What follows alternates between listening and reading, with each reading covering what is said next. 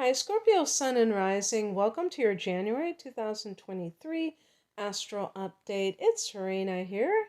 So, as we begin the new year, and I'm recording it on January 1st, I'm recording this thing, we have this sense of, wow, this is a new year. And I wasn't even sure if I would feel like this was a new year. And I did, but, I did have already this idea that, you know what, it's not really going to feel like we're moving forward until probably the third week in January. So if you kind of feel like things are up in the air, you're not imagining things. We have two personal planets, Mercury and Mars, which are still retrograding, and actually, Mercury has just gone retrograde at the end of December. And so it isn't that typical New Year feeling, but by the 22nd of January, all the planets will be direct, and it's just like green light city. So that can feel very good. So for the next 3 weeks, be mindful of what you need to kind of bring to a close, what loose ends you have to tie up. Um, just to review, Mercury went into Capricorn, I believe it was on the 29th of December, and it was in Capricorn. So for you, that is the third house that Capricorn, that Mercury rules. So Mercury is transing its own house and going retrograde. Anything just in general that has to do with communication may have gone awry, or it has the potential to. Also, the third house can be social media, the internet. Some Scorpio people may be fed up with the internet.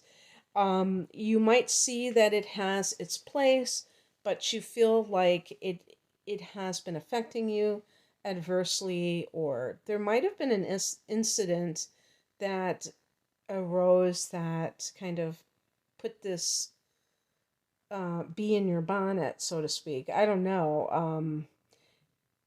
Mercury's going to be retrograding for a few weeks, so there's always a potential of this situation coming to your attention um, at some point in the next few weeks.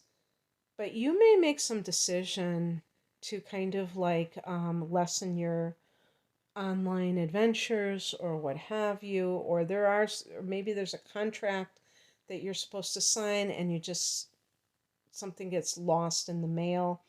Also, the third house can be your siblings, or aunts and uncle, cousins, extended family members, a misunderstanding that develops. Mars retrograding has been in Gemini, and that for you is the domain that you rule, which is the eighth house. So Mars in the eighth could have been some kind of fight for money, maybe money in the family. And when Mars went retrograde in late October, so for the last couple of months, you may have felt like maybe there was some kind of an uneasy truce, or they had to have a break in the action for some reason. And on the 12th of the month, Mars turns direct. So that could be a time when the fight is resumed, or you simply are taking care of business. Because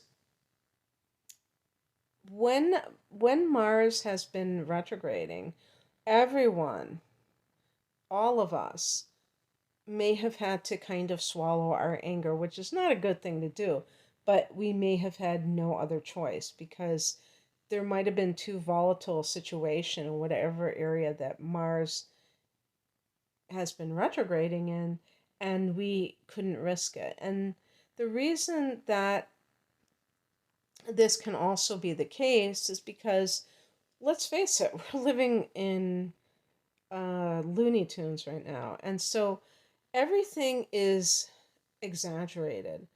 And a lot of people realize, like, whatever it is that they're doing, because Mars can be the way that you express anger.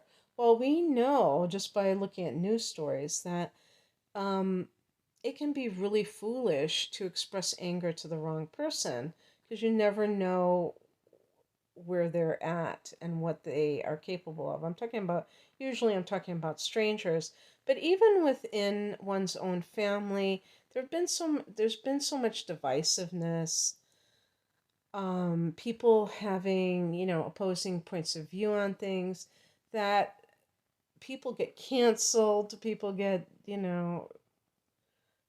picked on, and this is that, so that aggression and things. So if something has been kind of kept under wraps or at bay, and it is connected to shared resources or even some kind of, like, if you have been training for becoming like a shamanic healer, that may have been interrupted too. And that might have even caused anger because sometimes we feel thwarted in our ambitions and we think that someone is actually trying to keep us from something. So there may be all kinds of permutations of this, but things will likely feel a lot more like they're going forward on the 12th and beyond when Mars turns direct. On the 18th, Mercury turns direct in Capricorn, in that third house, and then anything that was a misunderstanding or a check getting lost in the mail, that could be something that is, um, resolved. On the 20th, the sun goes into Aquarius, and there's a fellow fixed sign. This is your fourth house of home and family. So this is a water house, just like your water sign. And it's a very, kind of a sensitive area. It's the past.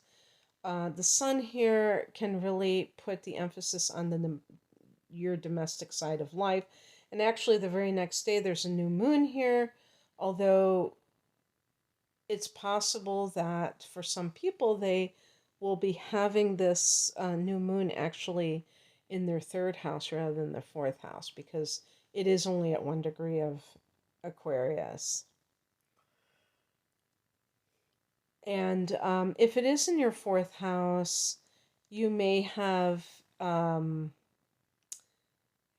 a new appreciation for your mother, a new kind of like understanding with her because you have Saturn in this house. It's very possible that some Scorpio people have had to assume more responsibility for a parent. And whether or not this has been easy or not is a different story because you may feel a sense of obligation regardless. On the 22nd, Uranus turns direct at almost 15 degrees of Taurus, which is your opposite sign, and that would be your opposite house, the seventh house of committed partnership. This is a very interesting transit for a Scorpio person, but a very important one, I feel, because like your opposite sign, Taurus, you tend to be quite, I would say, possessive of of your significant other. You may not express it in the same way as Taurus, but the results are the same. And so the problem with this is that it gives a sense of ownership. Taurus is particularly um, guilty of this because Taurus rules the second house of money and possessions. And so people can become like possessions to Taurus individuals. For Scorpio, because you're a water sign, it's more of an emotional situation that is going on. And therefore, it is kind of complicated in that sense because you may have even like experience in the past where you have been betrayed, and it makes you that much more wanting these guarantees in relationships. And so Uranus here um, is really asking you to be free and to value freedom, whether it's in relationship or just in your life as a whole. And when Uranus is transing your seventh house, you may actually um, forego relationships because you feel this strong desire to be free from them. But another thing that can occur is exploring maybe open marriage, open relationships, polyamory. I remember I said this before, and I think a Scorpio person wrote me back and said, yeah, I don't think so. I'm not into that. And then certainly I don't think Scorpio as a sign is particularly down with that. But regardless of what a person feels about a certain subject, um, it doesn't really matter because ultimately we can't control other people. So there is that sense of like when you have an open relationship that you're just acknowledging that you don't own somebody. And if they feel attracted to somebody else, who are you to keep them from expressing that to that person? I, you know, I personally have no desire to explore that type of relationship. I think it's very complicated and I don't know. It doesn't appeal to me, but I understand. But what does appeal to me is freedom. And I think that for somebody like a Scorpio, this Uranus transit can be very revolutionary and liberating for you. But it has been kind of crazy since Uranus has been retrograding because that sense of, maybe even like if you have been dealing with commitment issues with somebody, it may have been quite chaotic, even. Like, let's say you were going to make wedding plans with somebody and then you kept calling off the wedding because you were just kind of having second thoughts. And now you may be more stable in that sense because Uranus is direct, but there still could obviously be twists and turns. It's just not as crazy as it was before. But the nice thing about this is that now we're going to have all the planets direct. So for this time frame, I don't know how long that's going to last. I can't remember when the first planet goes retrograde, but at least we can enjoy it for the time being. And start thinking about things that you want to promote and all of that good stuff. Okay, Scorpio, that's what I have for you. I hope that this resonated. If you would like a private reading, I'm promoting my double readings, my deep dive readings, which are an hour of natal chart analysis and an hour of 2023 transits.